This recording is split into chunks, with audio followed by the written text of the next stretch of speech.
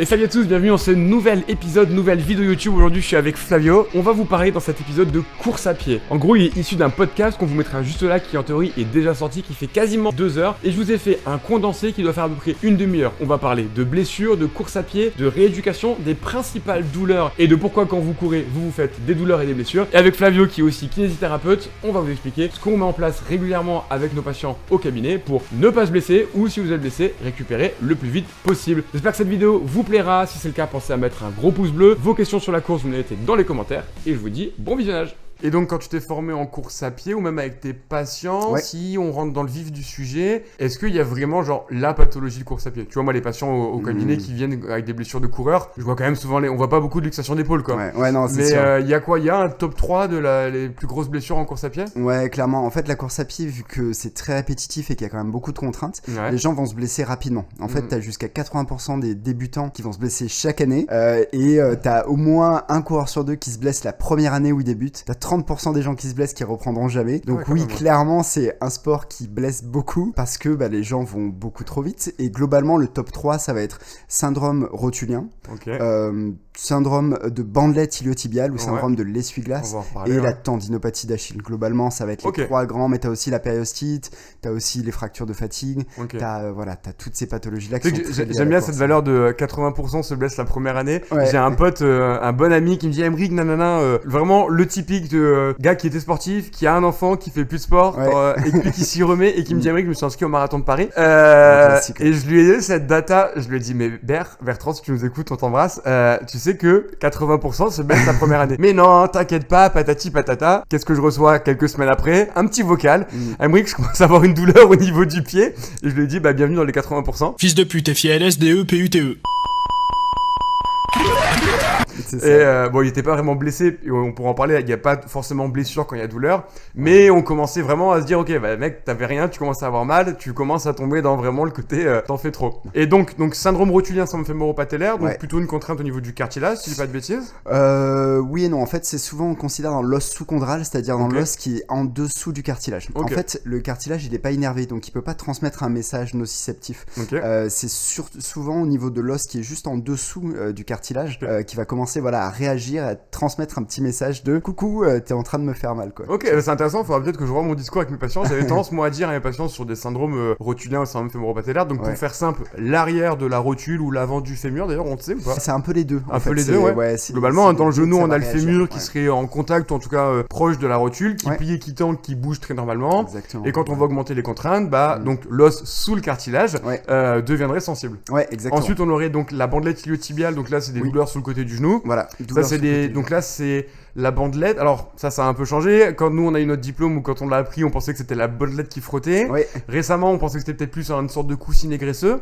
On en est toujours là. Alors oui, mais c'est encore plus complexe. Il y a un article qui vient de sortir là en 2022 qui nous dit qu'en fait la bandelette a 5 insertions distales, donc vers le genou. Donc t'as le tubercule de Gerdim, t'as aussi des ramifications sur la rotule, sur le fémur, et pas toutes les bandelettes s'attachent sur le fémur. Souvent oui, mais il y a 5 insertions. Donc en fait, ça peut donner une certaine variabilité dans ce que te dit ton patient en fait. Il y en a qui vont avoir des douleurs un peu plus bas, un peu plus haut, mais généralement ce qu'on considère être le vrai syndrome de bandelette, c'est l'inflammation de la bourse ou de la graisse qu'il y a entre le condyle et la bandelette en fait. Mais ça il faut savoir, dans notre corps on a plein de petits coussinets graisseux, donc même si vous voulez être maigre, laissez tranquille, ils vous font du bien, qui permettent globalement d'éviter d'avoir vulgairement des contacts directement entre un os et un tendon ou une bandelette. Et ces coussinets sont là pour justement lubrifier, mieux répartir les contraintes et les frottements. En fait, ils sont là pour amortir les chocs. C'est un peu le même qu'on a devant le genou, qu'on appelle la graisse de Hoffa, ou qu'on a sous le talon, exactement. J'ai pas son nom celle-là. Sous le talon, on a un petit coussinet graisseux qui porte pas de nom. On l'appellera le coussinet de Flavio pour ce podcast. Et en fait, il te permet de pouvoir attaquer du talon quand même. Si on n'avait pas cette graisse-là, vraiment serait très très douloureux d'attaquer du talon. Ce qui nous permet d'éviter d'avoir le calcanéum, l'os du talon directement en appui avec le sol. Exactement. Et c'est grâce à ça qu'on peut. Et la troisième pathologie, donc tendinite, tendinopathie d'Achille. Donc là là plus un problème de tendon. Ouais, c'est ça. Alors juste avant, pour revenir sur l'histoire de la graisse, un tout petit truc, c'est que ces graisses-là sont généralement très vascularisées et innervées. Donc en fait, elles peuvent donner un message nociceptif, elles peuvent faire remonter une douleur, pour faire simple, de façon très aiguë et très douloureuse. Donc en fait, ça peut s'inflammer et puis là, bah voilà, c'est parti pour le syndrome de Mandelette. C'est reparti comme en 46. Pour ce qui a trait aux tendinopathies, bah en fait, c'est assez classique. Hein. Les gens qui vont trop courir, bah, il y a trop de force qui va passer dans ce tendon et il va y avoir d'abord une réaction inflammatoire, puis ensuite qui va laisser place à la tendinopathie. Donc voilà, avec on comprend pas tout à fait encore bien pourquoi ça fait mal, mais globalement il peut y avoir une altération un petit peu de la structure, un épaississement, une néovascularisation, alors que les tendons sont très peu vascularisés normalement. Il y a une néovascularisation des vaisseaux qui viennent se mettre là, avec une innervation là-dedans, qui peut être à l'origine possiblement de la douleur tendineuse. C'est juste un dysfonctionnement sinusal des artères aortiques qui provoque une légère hémosensibilisation valvulaire des canaux spinoïdes. Au cas où nous aurions affaire à un syndrome ovulien du phytoplasme aurifère des mamellostatiques du cortex labial. Et juste avant, je trouve ça marrant que les 3 plus grosses pathologies touchent 3 structures différentes. Tu vois, t'en as une, ce serait l'os, la cartilage, l'autre plutôt une bandelette et l'autre plutôt un tendon.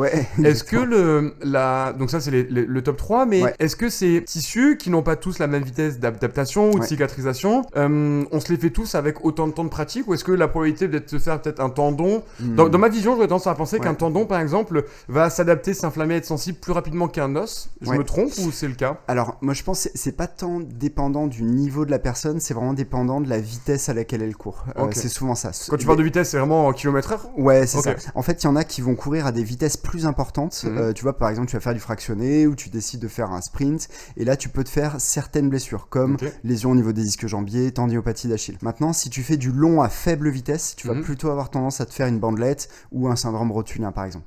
Donc en fait, les pathologies en course à pied sont dépendantes souvent de la vitesse à laquelle on court. Donc tu vas avoir des pathologies qui sont plutôt liées à l'intensité, à la vitesse, d'autres à la répétition à faible vitesse, et d'autres un petit peu plus rares, mais qui peuvent être liées à une amplitude dans laquelle tu te retrouves, à laquelle t'es pas habitué. Exemple, tu vas faire des côtes, ta cheville est un peu plus en flexion dorsale, on dit, et tu peux te faire une tendinopathie d'Achille ou une lésion au niveau du mollet par exemple. C'est 3 grandes tendances. En fait, indépendamment du niveau de la personne. Donc, donc plus du type de contrainte. Exactement. Un peu de la même manière où j'en parlais le jour avec un patient, j'avais l'impression que par exemple quand tu vas faire du sprint, tu vas peut-être plus facilement te claquer un ischio, là où quand tu vas juste courir, tu vas peut-être plus facilement développer un problème au niveau de ton tendon. Exactement. Un peu sur ce modèle-là. En fait, à moins de 12 km/h, tu as très peu d'action des ischio-jambiers en course à pied de fond, d'accord? C'est au-dessus que là, les ischios vont prendre vraiment une part prépondérante, et donc les lésions... si on a compris, toi, tes ischios, ils travaillent jamais. Exactement. Ou rarement, juste pendant un quart d'heure. Mais exactement, et en fait, tu vois, les ischios peuvent se léser que si tu cours vite, quelque part. Donc voilà. Ok. Et sur ces 3 pathologies, globalement, est-ce qu'elles sont toutes plus ou moins de bonnes pronostics? Donc globalement, est-ce que tes patients au cabinet, tu te dis sur ces 3-là, il y en a avec certains lesquels j'ai l'impression que quand c'est un syndrome rotulien, j'ai plus de mal, ou en général les 3 récupèrent très bien? C'est une bonne question. Moi j'ai quand même le sentiment que la bandelette c'est quelque chose qui est très compliqué, qui récupère lentement, qui est plus difficile à manager, où il faut être plus rigoureux sur qu'est-ce que ma course fait sur mes symptômes, tu vois, de façon à mieux gérer ça. Mais j'ai envie de te dire, tu peux avoir tous les cas de figure. Et dans les pronostics, il y a plein de choses qui vont rentrer en compte. Bien sûr. Tu vas avoir le niveau d'activité de la personne, l'âge, les comorbidités par exemple, qui peuvent être carrément des vrais freins, quoi, tu vois, à ta progression. Donc difficile à répondre là-dessus, c'est vraiment plurifactoriel, beaucoup dépendant du patient, mais globalement la bandelette a quand même une tendance à, je trouve, à récupérer un peu plus lentement. Et j'aurais une hypothèse qui irait un peu dans ta direction. C'est vrai que j'en parlais l'autre jour avec un patient, où par exemple, si on prend très simple, moi dans mon cabinet, entre une tendinite rotulienne, tendinopathie rotulienne, donc le tendon rotulien, VS une bursite de la bourse de Hoffa, donc le petit coussin qui est juste en dessous. J'ai l'impression que j'arrive mieux à traiter mes patients quand c'est le tendon problématique que quand c'est la bourse. Et la théorie que j'avais, c'est que en rééducation, quand je donne un exercice à faire à mon patient, l'exercice il va cibler directement le tendon. Et avec la mécanotransduction, qui serait globalement, tu me dis si je me trompe, mais en gros, je mets une contrainte mécanique et derrière, on va avoir une réaction chimique et mécanique au niveau du tissu. J'agis directement sur le tendon. Là où la bourse, j'ai pas vraiment d'action pour lui dire ok petite bourse maintenant tu vas faire des nouvelles cellules etc. Ouais. Et donc quand on reprend ce que tu me dis, une Ouais. tendinopathie d'Achille, je vais avoir une action directement sur mon tendon Ouais. en faisant faire des pointes de pied à mon patient. Ouais. Là où la bandelette, je vais lui dire essaie de gérer ton volume de course, mais je peux pas te faire du renfort spécifique à un 4x12 de ta bandelette. Ouais. T'en Non, penses quoi? Clairement, moi je pense que c'est exactement ça. Il y a des tissus, si tu veux, qui vont très bien répondre au load, en fait, à la charge. Il y en a qui vont vraiment on va avoir une analgésie, tu vois, quand on prescrit un exercice, la douleur va diminuer dans certaines pathologies comme les tendinopathies. À l'inverse, dans les bursites où tu as plutôt des facteurs inflammatoires, ça va pas bien répondre aux exercices. Tu vois, t'auras beau charger ta bursite, même si tu le fais lentement, t'auras pas une vraie analgésie. Tu vois, la meilleure façon de diminuer une douleur qui est inflammatoire, c'est de donner des anti-inflammatoires, mais on sait que c'est extrêmement mauvais globalement, en tout cas dans les pathologies de surutilisation. Donc on évite absolument les anti-inflammatoires, on laisse le tissu se calmer doucement, et après on va essayer de reprendre doucement. Mais il n'y aura pas cet effet vraiment, je prescris un exercice pour réduire la douleur, tu vois, qu'on aura plus dans les tendinopathies, donc ton analyse elle est parfaite, elle est juste... et donc globalement, tu essayes toi d'avoir un effet anti-inflammatoire sur le corps du patient, donc déjà réduire l'activité, parce que des fois, juste continuer de ne pas recréer de l'inflammation, c'est un effet anti-inflammatoire, localement, tu vas en parler après. Mais pourquoi, à quel point les anti-inflammatoires sont mauvais? Tu dis vraiment on essaie d'éviter au maximum. Donc anti-inflammatoires, globalement chez nos patients il y a deux grands modèles, soit je les prends par voie orale, soit l'infiltration qui serait une injection directement dans la région d'anti-inflammatoire. Je suis un peu le premier à dire on essaie de tout faire pour les limiter. Mais toi, tu saurais expliquer pourquoi est-ce que ça peut être si mauvais? Ouais, en fait, alors déjà, il y a différents trucs. Chez quelqu'un qui a une bursite ou tu vois un syndrome de bandelette, clairement, tu veux diminuer les contraintes qui vont relancer ce phénomène inflammatoire. Cela dit, tu veux proposer quand même un entraînement croisé pour essayer de tamponner quand même cette inflammation. Tu vois, il peut y avoir une inflammation de bas grade, par exemple, chez des gens qui sont un peu en surpoids, qui bougent pas trop, et là, qui sont déclenchés une bandelette parce qu'ils ont décidé de vouloir courir. Ça va leur faire du bien quand même de bouger. D'accord. Ça peut Donc là, avoir quand tu dis entraînement croisé, ça va être très simple. N'importe quoi, t'as très mal au genou, travaille plutôt ton haut du corps et fais un peu de cardio pour continuer de stimuler ton organisme et que ton corps sécrète ses propres anti-inflammatoires. Par exemple. Ça que t'entends par exactement. Et quand tu parles d'inflammation de bas grade, ce sera un peu comme tout à l'heure, tu parlais des facteurs de comorbidité. Ça va être des gens qui ont un mode de vie et une hygiène de vie qui font que notre organisme aura soit une légère inflammation permanente, soit une prédisposition à en développer une un peu plus supérieure. Exactement. Donc un mode de vie très sédentaire, un sommeil de mauvaise qualité, beaucoup de stress, sûrement du tabagisme, du diabète, etc. Exactement. C'est un peu ça. Et là, ton corps est en stade inflammatoire, ou pro-inflammatoire en tout cas. Et donc pour répondre à ta question, les anti-inflammatoires, en fait, si tu veux, le truc c'est quand nos patients ils ont mal, ils veulent avoir moins de douleur évidemment, et parfois l'un des meilleurs moyens c'est les anti-inflammatoires, parce que tu as une grosse réaction là, et dès que tu prends les anti-inflammatoires, ça va couper la cascade inflammatoire et la personne a moins mal. Le problème des anti-inflammatoires, si tu veux, c'est que ça fragilise les tissus. On sait que c'est dose dépendant, on sait que ça affecte tous les tissus, et au-delà de fragiliser les tissus qui peut augmenter éventuellement le risque de rupture tendineuse, le problème c'est que ça donne plein d'effets indésirables, comme des atteintes rénales, des atteintes cardiovasculaires, ça peut être lors d'épreuves d'ultra-endurance, une hyponatrémie, donc vraiment des choses qui peuvent être très dangereuses d'un point de vue... ou très simplement, nos patients l'ont souvent déjà testé, juste au niveau du ventre, c'est l'enfer. Ouais, exactement. Souvent, on prescrit des gastro-résistants avec, mais moi j'ai plein de patients qui me disent franchement, j'ai fait 3 jours et j'ai arrêté parce que j'avais le bide démonté. Exactement, mais ça, j'ai envie de te dire, c'est le truc le moins pire encore. Tu vois, c'est que par rapport à un problème rénal, d'accord.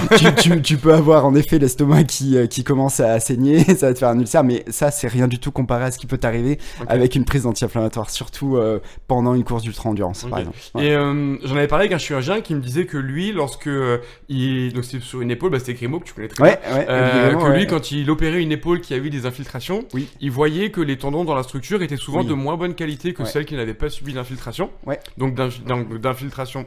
Donc d'injection vraiment locale d'anti-inflammatoire. C'est un peu pareil par la prise en voie orale ou c'est un peu plus spécifique de l'injection directement? Ouais, non, moi on peut le voir. Moi je l'ai vu dernièrement chez une dame qui s'est fait injecter 3 fois au niveau des coudes. Tu vois clairement une atrophie, en fait, un creux qui vient se mettre à cet endroit-là, et clairement ça a un effet délétère sur les tendons. On pensait qu'il n'y avait pas d'effet délétère intra-articulaire pendant longtemps. Il y a un article qui est sorti il y a quelques années dans le JAMA qui montre que même intra-articulaire, ça a un effet délétère, les injections. Donc clairement... Et quand c'est par voie orale, du coup? Par voie orale, c'est plus au niveau systémique et au niveau viscéral, exactement. Mais ça peut augmenter le risque de rupture aussi. Quand tu regardes l'étude de la rue thématique de Combs, À 3 mois, c'est équivalent à la kiné. À 1 an, c'est pareil, voire pire. Et tu as un risque de rupture qui a augmenté. Oui, donc c'est-à-dire qu'il faisait des patients qui avaient des douleurs. Ouais. Il regardait traitement kiné, VS, traitement avec anti-inflammatoire. Exactement, ouais. Et il voyait qu'à 3 mois, ça se valait. Et que par contre, sur le plutôt très long terme, Exactement. c'était plutôt en défaveur des anti-inflammatoires. Exactement. Par voie orale. Exactement. Ok, intéressant. Et on est quand même d'accord que dans certains cas, il faut les prendre. Oui, J'ai pas non. envie que les gens Alors, qui écoutent cet épisode refusent face à un médecin toute injection Non, ou non, toute bien prise sûr. anti-inflammatoire. Je veux Bien quand même sûr. qu'on modère peut-être un petit peu. Il y a des bonnes indications. Les indications, moi, que je recommande dans les pathologies, donc non rhumatismales, d'accord? Donc tout ce qui est rhumatisme, etc., généralement, ça se traite par des anti-inflammatoires, Ouais. d'accord? Quand on parle de pathologie de répétition, de surutilisation en course à pied, là, il y a 3 grandes exceptions pour moi. Tu as la bandelette iliotibiale, Ok. parce qu'on a vu tout à l'heure que c'était assez pro-inflammatoire et souvent tu as besoin, moi je dis à mes patients, on va mettre un coup d'extincteur dans la zone pour essayer de pouvoir passer des caps. Tu as le syndrome de OFA, donc l'inflammation de la graisse qui est devant le genou. Une fois encore une graisse. Qui est encore une fois une graisse qui peut s'inflammer et qui peut être qui peut voilà donner des symptômes persistants. Et tu as la douleur radiculaire, donc c'est la douleur qui est en lien avec une hernie discale. Ok. L'hernie va comprimer un nerf, donne une douleur dominante dans la jambe, très inflammatoire. On va infiltrer et généralement ça diminue la douleur dans la jambe. On est d'accord qu'une Ouais. fois encore, même dans le cas de hernie discale, c'est Ouais. rare qu'on infiltre en première intention. Non, clairement, C'est jamais soit en vraiment la première douleur est intention. Ouais. extrêmement longue, Exactement. extrêmement importante, Ouais. soit une rééducation qui dure longtemps, bah tu Ouais. m'as pris en charge pour mes douleurs de dos, Ouais. c'est une des étapes qu'on a utilisées Exactement.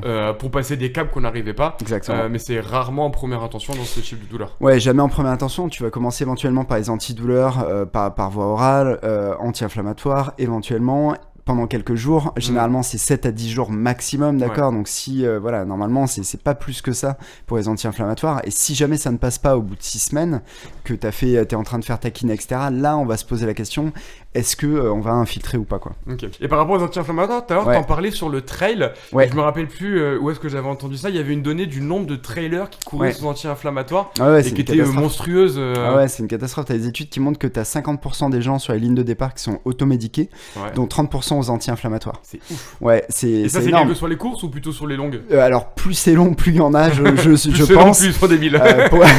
Pourquoi? Parce que le truc, c'est que prendre des anti-inflammatoires réduit la douleur pendant la course, atténue les courbatures, et globalement, tu tolères mieux l'effort. Le seul truc, c'est que tu peux y rester si tu prends des anti-inflammatoires et que tu fais, par exemple, une insuffisance rénale ou un arrêt cardiaque, par exemple, ou une hyponatrémie sévère. Tu vois, donc c'est quand même la majorité des gros problèmes en course d'ultra-endurance sont liés à une automédication aux AINS. Ok. Donc c'est vraiment une catastrophe. Et le truc, c'est que tout le monde part avec des anti-inflammatoires dans son sac. Ok. Tu vois, C'est ouais. Et parfois, Ne des faites histoires, pas ça. histoires se racontent comme, tu vois, t'en as plus dans ton sac, bah tu demandes au collègue Ouais, s'il peut te tout le filer monde une en a pilule, quoi. Ok, Ouais. ok. Un peu comme en Donc, soirée kiné. Non, c'est autre chose. tu vois- Bref, passons. Mais tu vois, moi, c'est un truc quand même qui pose question, tu vois. Enfin, tu sais, tu cours pour te faire du bien et tu prends de la chimie assez agressive pour pouvoir faire ton épreuve. Ouais, C'est après, assez antinomique, je trouve. Ouais, oui, Tu mais vois. quand t'arrives sur les sports d'ultra, c'est. Déjà, le mot ultra, il veut tout dire. C'est qu'en fait, c'est des gens qui ont besoin d'un tel volume de sport et qui ont une notion à la performance qui font, et ça, tous nos patients, ils le vivent, ils se rendent pas compte à quel point ils ont plus intérêt à ralentir pendant un moment, quitte à régresser un petit peu pour aller mieux, genre reculer pour mieux sauter. Et eux, ils voient que le côté reculer. Et en fait, ils se rendent pas compte que de toute façon, ils vont devoir le faire. Mais au lieu de le faire tout de suite et que ça passe vite, ils le font au bout d'1 an, au bout de 2 ans, après vraiment au moment où ils peuvent plus faire leur sport, plus pratiquer. Et au final, nous en rééducation, on galère 2 fois plus pour récupérer quelque chose qui traîne. Et ils ont fait 4 ultra trail sous anti-inflammatoire et le tendon est plus du tout dans le même état, quoi. Bien sûr. Ça, tu le vois aussi au cabinet, j'imagine, ces patients-là. Ouais, à ce point-là, rarement quand même. Ah ouais, moi, j'en vois quand même, t'en vois beaucoup, toi. Ouais. Non, moi je trouve que les gens sont assez. Enfin. T'en as qui sont pas trop raisonnables, mais ils vont se blesser avant en course à pied, tu vois, sérieusement. Donc, ah oui, c'est ça, oui, ils vont se blesser. Ouais. Oui. Non, j'en ai pas eu qui faisait une hyponatrémie ou une insuffisance rénale. Non, ça, j'en ai pas eu encore. Donc, tu vois, mais après, moi, en soi, tu sais, c'est ça qui est intéressant, c'est de voir en fait que l'ultra trail en soi, quand tu regardes l'épreuve en tant que telle, avant, après, globalement, on pourrait dire que c'est pas bon pour le corps. T'as des marqueurs vraiment qui sont vraiment pas bons. Cela dit, le corps récupère hyper bien.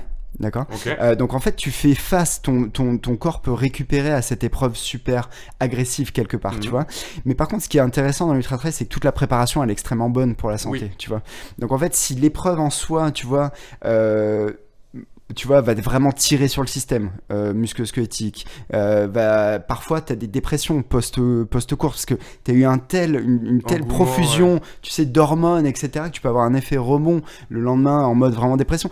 T'as plein de choses qui peuvent se passer, mais généralement, tu récupères très très bien et les gens, ils viennent chercher ça, tu vois. Ouais. Ils viennent chercher le défi de pousser le corps à la limite, le mental à la limite, et moi, je trouve ça magnifique. Ouais, tu mais vois, quelque part. J'aurais tendance à penser qu'on n'est plus dans du sport santé, tu vois. Ça, voilà, ça se discute. Ouais, ça se discute. Et puis après, une fois encore, sûrement très interindividuel. Oui. Mais pour moi, c'est trop. Et puis, en fait, ça dépend en fait du niveau des gens. Tu vois, les gens qui finissent en 24 heures hyper bien et le lendemain ils sont à peu près bien avec leur entraînement et a été bien calibré pendant des années pour arriver un jour à ce niveau de performance là. Tu vois, versus quelqu'un qui va le faire parce qu'il s'est mis le défi au bureau de faire un ultra alors qu'il s'entraîne pas du tout et qu'il arrive à 48 heures ou plus cramé, tu vois. Oui, je suis d'accord. Qui va mettre des mois à récupérer, et à moitié blessé, tu vois, là c'est plus très. Je sais que j'en ai fait une vidéo YouTube et tu vois, j'ai pris des articles où ils regardaient à quel point sur ces sportifs-là, sur le long terme, il y avait des conséquences négatives. Et globalement, par exemple, au niveau de la hanche, on avait plus d'arthrose, on avait plus de prothèses, même chez des gens qui ne s'étaient pas blessés pendant leur carrière. Ouais. Et tu vois, donc je me dis, est-ce que ces sportifs-là, même s'ils ont une bonne récup, un bon mode de vie, une bonne hygiène de vie, tout nickel, et qu'ils ne se blessent pas, il n'y a pas un risque sur le long terme. Ouais, alors tu vois, c'est un truc que j'adore en discuter avec les gens, avec les patients notamment. Avec moi, je suis très déçu. Non, mais si, avec toi aussi. Mais alors justement, c'est exactement ça. C'est qu'en fait, on s'aperçoit que les gens qui ne bougent pas assez ont plus de problèmes que la moyenne, mais les gens qui en font trop ont aussi plus de problèmes que les gens. Voilà, c'est toujours cette courbe en U, cette relation que j'adore expliquer aux gens. C'est en faire pas assez, c'est pas bon, mais en faire trop, c'est pas bon non plus. On s'aperçoit que les gens, quand même, qui ont trop poussé toute leur vie, tu vois, tous les gens qui vont être classés dans la catégorie élite, qui, tu vois, typiquement sur marathon, vont être à plus de 200 km par semaine, par exemple, de course. Eux, clairement, ils ont un risque d'arthrose qui est un petit peu plus élevé que la moyenne. Mais on parle quand même de 200 km semaine, tu vois. C'est énorme. 200 km, j'en ai pas beaucoup. Non, mais c'est clair. Moi, cette semaine, j'ai vu un gars qui faisait entre 80 et 100 par semaine, c'est déjà énorme. C'est déjà énorme. Mais donc, tu vois, la marge est haute. Donc, tu vois, il faut pas se dire, tu vois, souvent les gens ils se disent, non, mais à partir de quand c'est trop, t'inquiète pas. T'as de la marge, tu peux y aller. Et le truc, c'est que, donc t'as ça. Donc, c'est un peu trop. Par contre, il y a une étude hyper intéressante qui était sortie qui montrait que les sportifs olympiques vivent en moyenne 7 ans de plus que la moyenne nationale de leur pays. Ok, cool. D'accord. Donc même si t'as été au plus haut niveau, globalement c'est quand même très bon pour ta santé.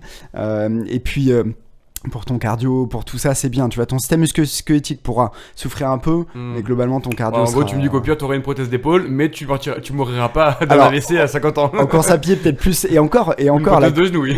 et encore, la course à pied a tendance à protéger, à ralentir le risque d'avoir une prothèse de. Parce que tu me dis, ça me fait penser à une étude. Je pense que c'est l'agence BP qu'on avait parlé ou autre, où en gros, ils prenaient individu sédentaire, runner, toi et moi, monsieur, même tout le monde, et runner vraiment niveau mondial. Et globalement ils regardaient les genoux et globalement les sédentaires et les runners élites avaient des genoux de mauvaise qualité et les runners récréatifs avaient des genoux plutôt de meilleure qualité. Et je trouvais qu'on retrouvait un peu cette courbe en U. Les deux extrêmes sont pas dingues et après sinon ça a plutôt un effet protecteur. Ouais, exactement. En fait, quand tu regardes les études sur le sujet, elles ont toutes les mêmes tendances. Pas assez, c'est pas bon, et trop, c'est pas bon non plus. Ok, parfait pour la course à pied. Et ce serait quoi dans ce cas-là, d'après toi, mais une fois encore, c'est le volume limite à pas dépasser en course par semaine? C'est super compliqué ça. super compliqué. Le volume à ne pas dépasser. Je pense que c'est le volume qui va te donner des symptômes, tu vois, qui va faire gonfler ton genou, qui va faire que le lendemain tu te lèves et t'as bien mal. Tu vois, je pense que c'est plus ça, quoi. Après, si tu y exposes très très très doucement, graduellement pendant des années, je pense qu'il peut être très très haut. Okay. Mais j'ai quand même l'impression que c'est limite un peu facile, tu vois, que je pense que t'es tiré ou tu es le fruit un peu de la clinique du coureur et que à chaque fois c'est simple, faites une quantification du stress mécanique et vous aurez plus de problème.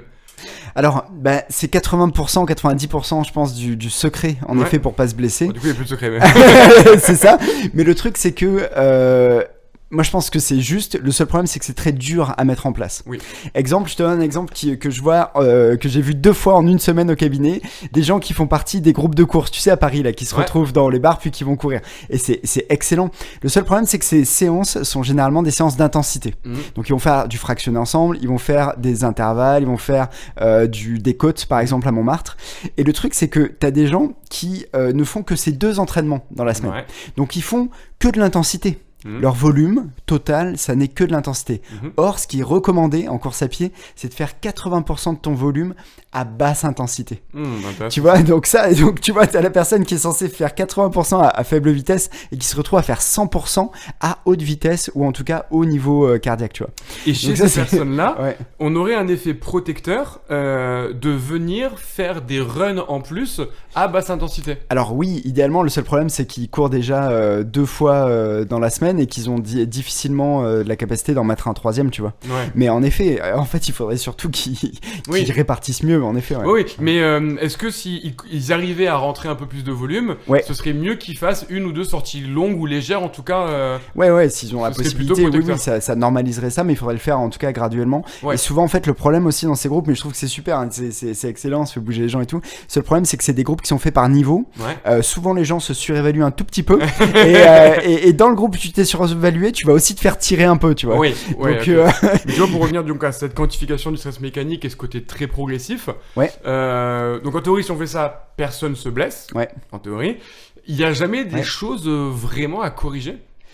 Est-ce que de temps en temps tu veux n'importe quoi, quelqu'un aura beau être progressif, il va quand même se faire mal. Est-ce que tu peux pas avoir une faiblesse dans un ischio, une perte de mobilité dans un pied, le genre de choses que moi j'évalue chez mon patient, qui lorsque je les trouve, je sais jamais si c'est cause ou conséquence, tu vois, mais où je me dis ça peut expliquer. L'autre jour j'ai une patiente par exemple, elle vient me voir avec un syndrome rotulien, donc l'une des 3 pathologies dont on a parlé. Je fais mon bilan et en fait je teste ton ischio et il y a rien. Et en fait, elle me dit ah oui, j'avais une vieille déchirure à mon ischio que j'ai jamais trop traité. Et j'avais un gap de, je crois, 40% en séquence potentiel. Et en fait, je me dis chez elle, même si elle avait été très progressive, elle aurait fini par se blesser parce que biomécaniquement, sûrement, il y aurait une faiblesse. Et tu vois, est-ce qu'une vieille entorse de cheville, un vieux claquage mal soigné, est-ce que c'est le genre de blessures ou d'éléments qui font que même en étant très progressif, tu peux te blesser régulièrement? Sincèrement, je pense pas. Quand tu regardes la littérature aujourd'hui, t'as vraiment pas de ce genre de marqueur qui prédispose à avoir un syndrome rotulien, par exemple. Oui, mais par contre, en fait, c'est. Mec, je vais te dire, prépare-toi avec moi parce que là, je bois mon verre d'eau et je te défonce. T'inquiète pas, y a pas de souci. Le truc, c'est que, en fait, il faut être assez logique. En fait, ça peut être indirect. C'est-à-dire, si elle s'est lésée un ischio, qu'elle a pas posé sa jambe pendant 2 semaines, ou qu'elle a boité pendant 2 semaines, qu'elle n'a pas fait de rééduc derrière, qu'elle a plus fait de sport, qu'elle a tout reporté sur l'autre jambe, bah, clairement, elle va avoir une faiblesse généralisée de la jambe à gauche, qui, lorsqu'elle va reprendre la course à pied, va prédisposer la jambe à avoir une blessure. Tu vois, ça, je suis d'accord. Mais est-ce qu'il y a vraiment un lien direct tu vois, si elle s'était rééduquée l'ischio et qu'elle avait fait aussi une rééducation du membre inférieur de l'autre côté, qu'elle était assez progressive, moi, je pense qu'il n'y aurait pas eu de souci, tu vois. Oui, parce que dans son cas, en fait, elle aurait couru et elle aurait pu déficit. Ouais, exactement. Donc, mais la question c'est, est-ce que quand on a un déficit musculaire ou une restriction de mobilité sur une zone, est-ce qu'on n'augmente pas la probabilité de se faire mal? Et quand tu me dis, oui, les études, elles ont rien trouvé, là, c'est là où je pense que les études, elles ont une vraie limite. C'est qu'en fait, pour trouver une étude avec un groupe homogène, ils ont tous 30% de déficit dans l'ischio gauche, VS un groupe qui a pas de déficit, et on regarde combien se claque à 2 ans. Tu vois, je pense que c'est une étude qui serait compliquée à faire. Non, c'est sûr, mais pour revenir à ça. Alors, t'en penses quoi non, mais c'est dans tes dents. Non, mais clairement, en fait, si tu veux, dans le cas de ta patiente, prenons le cas de ta patiente, je pense que si elle est suffisamment progressive, extrêmement progressive, je pense qu'elle se blesse pas.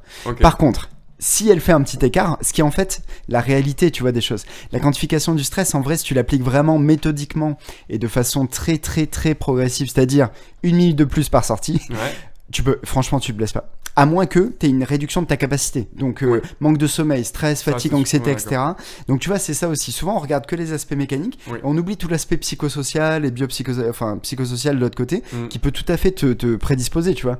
Donc, dans sa vie, peut-être que, tu vois, elle a été peut-être pas assez progressive déjà, Ça, c'est sûr. Et ça c'est un problème de base. Ça peut la blesser. Et peut-être que s'il y avait autre chose autour, tu vois. Donc, ce que tu dirais, c'est que globalement, ça marche à chaque fois. Mais peut-être que quand les gens sont bien équilibrés physiquement, on peut augmenter d'une certaine valeur, on va dire de 10 minutes par semaine, par exemple, j'ai n'importe quoi, même si c'est sûrement trop. Et VS, peut-être que chez un patient ou une personne comme ça, il faudrait, en restant progressif, en augmentant peut-être d'1 minute par semaine la course, on pourrait quand même réussir. Ce serait un peu ça. 1 minute par semaine, je prends 2 extrêmes. Mais bien sûr. On est d'accord que tous les deux, 10 minutes par semaine en plus, c'est sûrement trop aussi. Si c'est un patient qui commence à courir ou autre chose. Ouais, sur le volume global, non, mais sur la longue sortie, si tu prends 10 minutes de plus par semaine, tu vas vite plafonner. Enfin, tu vas vite arriver à ton max. Mais moi je pense, si tu veux que le concept est parfait, la réalité est beaucoup plus complexe. Tu vois. Donc il y a plein de choses, tu vois, tu vas te retrouver dans un groupe de course un soir, et puis là, hop, allez, tu vas être dans ce groupe-là, et hop, ils vont te tirer, et puis elle avait sa faiblesse, elle a forcé dessus, et bam, elle va se blesser, tu vois. C'est ça la réalité du terrain. J'espère que cette vidéo vous a plu, encore merci Flavio pour ton temps. Si c'est le cas, comme d'hab, un gros pouce bleu, toutes vos questions s'il y a dessus que vous n'avez pas compris, si c'était un peu trop technique, on a essayé de trouver un équilibre entre du médical en tant que pro de santé, mais accessible pour tout le monde, vous me mettez ça dans les commentaires. Je vous mets en description les liens si vous voulez voir ce que fait Flavio, les liens de la clinique du coureur qui sont passionnants si vous êtes coureur ou intéressé, allez voir. Et puis si vous n'êtes pas encore abonné, bienvenue et pensez à vous abonner. Et à la prochaine.